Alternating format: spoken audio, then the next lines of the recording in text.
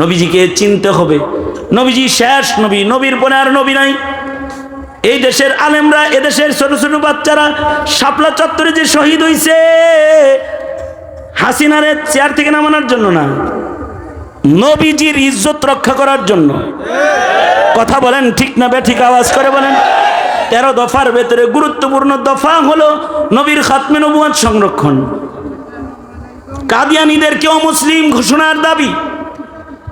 13 দফার একটা গুরুত্বপূর্ণ দাবি হলো নাস্তিক মুরতাদের মৃত্যুদণ্ডের আইন চাই, আইন চাই। জোরে বলেন ঠিক না বেঠিক? জোরে বলেন। এদেশে যারা নাস্তিক, যারা মুরতাদ, যারা রাসূলকে আঘাত করে, যারা রাসূলকে আক্রমণ করে, তাদের ফাঁসি চাই। 17 কোটি মুসলমানের মাটিতে নবীর ইজ্জতে হামলাকারী থাকতে পারে না। জোরে আওয়াজ করে বলেন, আরো জোরে আওয়াজ করে বলেন, আওয়াজ করে বলেন। কাদিয়ানীরা থাকতে পারে কিন্তু মুসলিম পরিচয় না। কথা বলেন ঠিক না বেঠিক? জোরে বলেন। আমরা কাদিয়ানীদেরকে পাঠায় দিতে চাই না এদেশ থেকে, হিন্দুদেরকে তারাই দিতে চাই না। হিন্দুরা যেমন হিন্দু পরিচয়ে থাকে, খ্রিস্টানরা এদেশে যেমন খ্রিস্টান পরিচয়ে থাকে। এদেশে কাদিয়ানী বসবাস যদি করে তাহলে কাদিয়ানী পরিচয়ে বসবাস করবে, মুসলিম পরিচয়ের না। জোরে আওয়াজ করে বলেন, আরো জোরে আওয়াজ করে বলেন। আমার এই প্রস্তাবের পক্ষে তো আপনারা সবাই নাকি বলেন? সবাই না। যে আমার প্রস্তাবের পক্ষে না, আহমদ শফি বলেছেন সে মুসলমান না। আহমদ শফির ফতোয়া, কাদিয়ানীকে যে কাফের বলবে না সেও কাফের। সেও কি? তাহলে বলো কাদিয়ানীরা মুসলমান না কাফের?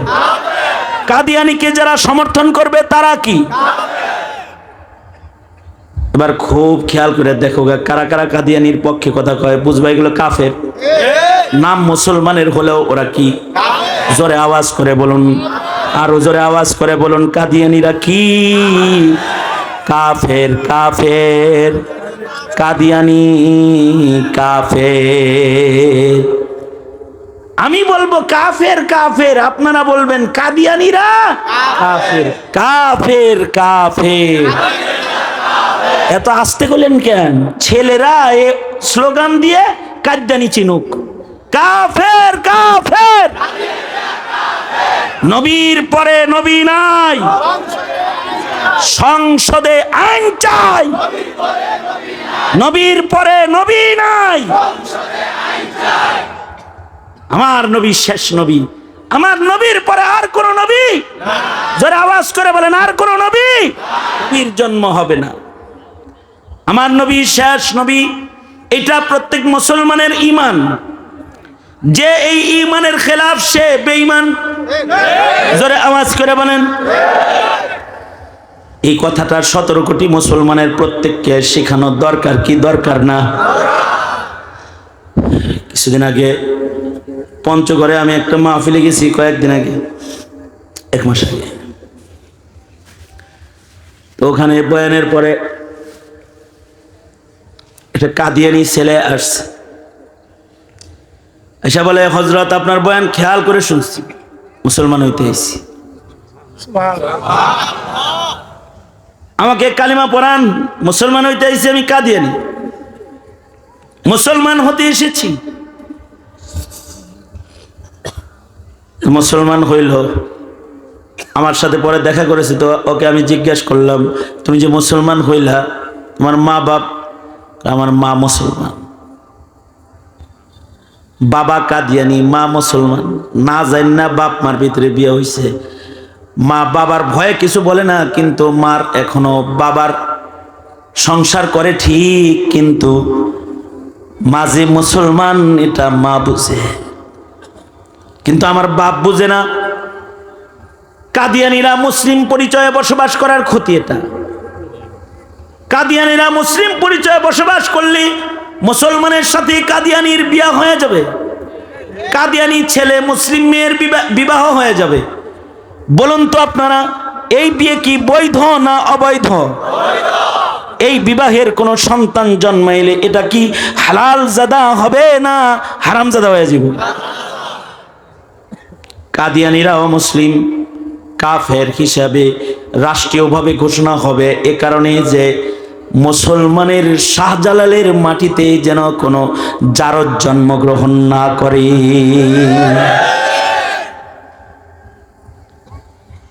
এত কিছু বলার মতো সুযোগ নাই, বেশি লম্বা কথা বলার সুযোগ নাই। বন্ধু সাখাওয়াত হোসেন রাজিও কাছাকাছি, আর ওনার আর আমার মাঝখানে আর একজন আবার আছে। দ্বিতীয় নাম্বার কথা, কাদিয়ানীরা যদি কাফের ঘোষিত না হয় তাহলে ওরা হজ উমরার ভিসা পাবে, কারণ ওদের পাসপোর্টে মুসলিম লেখা থাকবে। রাষ্ট্রীয়ভাবে ওরা হজের ভিসা উমরার ভিসা পেয়ে যাবে। একটা কাদিয়ানী যদি তোমার আর আমার কারণে হজ উমরার ভিসা নিয়ে মক্কায় ঢুকে যায়, আল্লাহ নারাজ হবে। কাবার আঙিনায় কিয়ামত পর্যন্ত কোনো কাফেরের ঢোকার এজাজত নাই। আর নবীর মদিনায় কিয়ামত পর্যন্ত কোনো কাফেরের ঢোকার পারমিশন। তুমি আমি যদি কাফের ঘোষণা না করাইতে পারি তাহলে ওরা ঢুকবে। বহু কাদিয়ানীকে মক্কা মদিনার ভিতরে দেখা যায়, তাদের আলাদা টুপি আছে, সেই টুপি পরে ঘুরে। এগুলা দেখলে কলজা তখন ফাইটা যায়। এরা কাদিয়ানী হওয়ার পরেও ঢুকছে কেমনে? রাষ্ট্রীয়ভাবে অমুসলিম ঘোষণা হয় নাই, এ কারণে ঢুকতে পেরেছে, উমরার বিষয় পাইছে। সুতরাং 17 কোটি মুসলমানের প্রতিনিধি হয়ে কোনো কাদিয়ানী মক্কা মদিনায় ঢুকে রসুলের কলিজার ভেতরে ছুরি মারবে, এটা হতে পারে? জোরে আওয়াজ করে বলেন, আরো জোরে বলেন। এ কারণে আমি তো আমার আলোচনায় বলি, তোমরা সবাই আওয়াজ তোলো।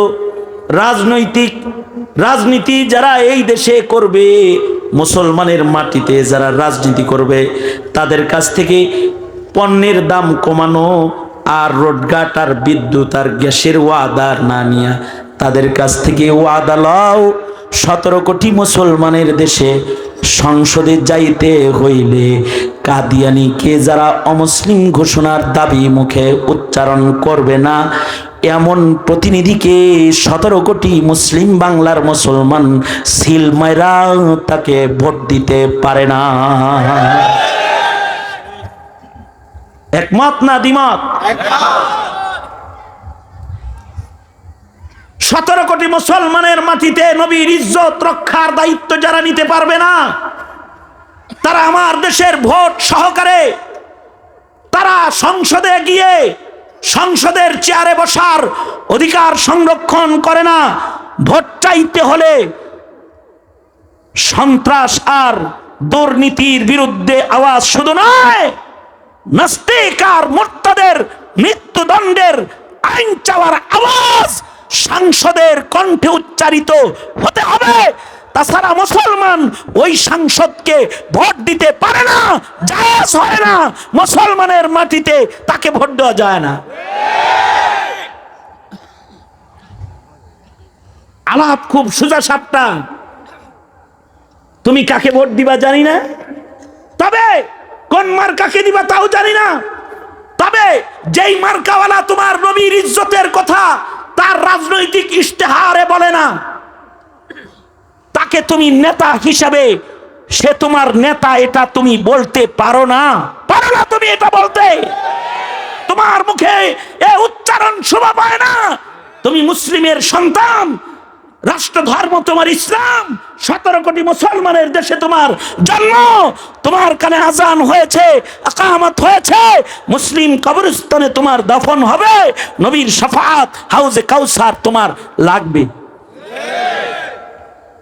সুতরাং এটা তো নির্বাচনী ইশতেহারে এই আশা চাই যে তারা কাদিয়ানীকে অমুসলিম ঘোষণা করবে। আমরা দাবি করতে যাব কেন? আমরা খালি দাবি করব কেন? ওদের ইশতেহারে এটা থাকবে। তবে আমরা বলে দেই, তোমরা ততক্ষণ পর্যন্ত অতটুকু ইমানের দায়িত্ব গ্রহণ না করবে, নবীর সন্তুষ্টি, আল্লাহর সন্তুষ্টি পাওয়ার আশা করা বোকামি ছাড়া অন্য আর কিছু না। সুতরাং নবীর ইজ্জত রক্ষায় সর্বোচ্চ কুরবানিও যদি তোমাদের দিতে হয়, আর যদি রাজপথে দাঁড়াতে হয়, শাহজালালের সন্তানেরা নবীর ইজ্জতের জন্য রক্ত দিতে রাজি থাকবা তো ইনশাআল্লাহ? আল্লাহ কবুল করুক, আল্লাহ কবুল করুক।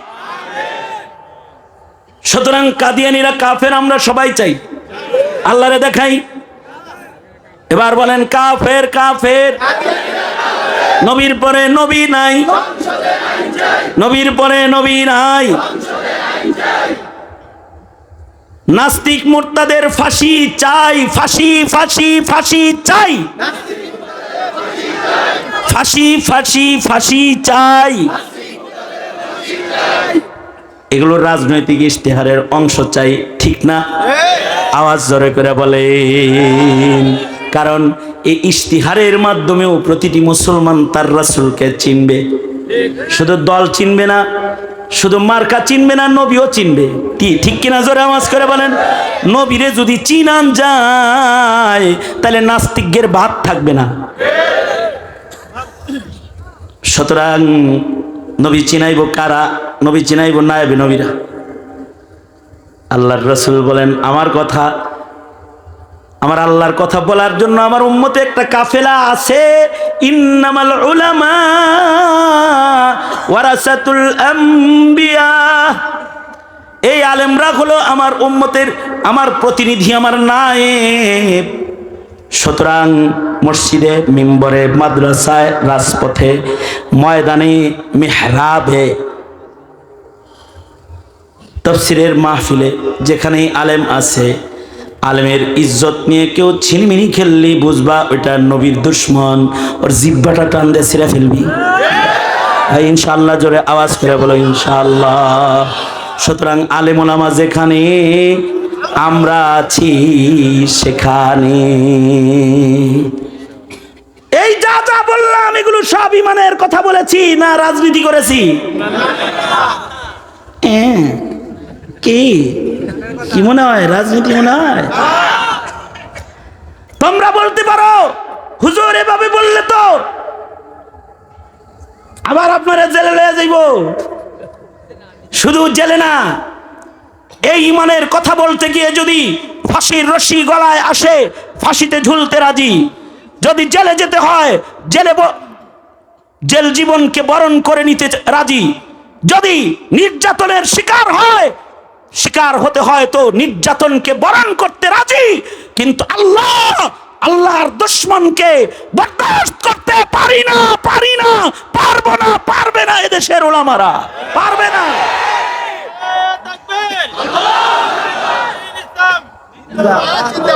আল্লাহ কবুল করো, আমিন বলেন। যুব সমাজকে ধন্যবাদ জানাই, এটা ওদের চতুর্থ বছর যে ওরা আলেমের সম্মান দেয়, আলেমদেরকে দিয়ে ইমানের কথা বলায়। ওদেরকে সারা গরুর মতো ছাইরা দিয়েন, ওদের সাথে থাকেন ইনশাআল্লাহ বলেন। এই যুবকগুলাকে আল্লাহ তাআলা হিরেখণ্ড যুবক হিসেবে কবুল করুক, আমিন বলেন। ওদেরকে আল্লাহ দ্বীনের জন্য কুরবান হওয়ার তৌফিক দান করুক, জোরে বলেন। जो कुछ हुआ या रब तेरे करम से हुआ, जो कुछ होगा तेरे करम से ही होगा। এ পর্যন্তই আবেদন রেখে আমার পরের মেহমানকে আমার জায়গায় বসায় আপনাদেরকে মেহমানের কাছে আমানত দিয়ে, আর বন্ধুবর মুফতি সাখাওয়াত হোসেন রাজি দামাত বারকাতুহুম, তিনি অন দ্য ওয়ে, রাস্তায় আছেন, আসতেছেন, তিনি আসবেন এবং তিনি গুরুত্বপূর্ণ নসিহা আপনাদেরকে করবেন। মজলুম আলেমী কদর করার আহ্বান জানিয়ে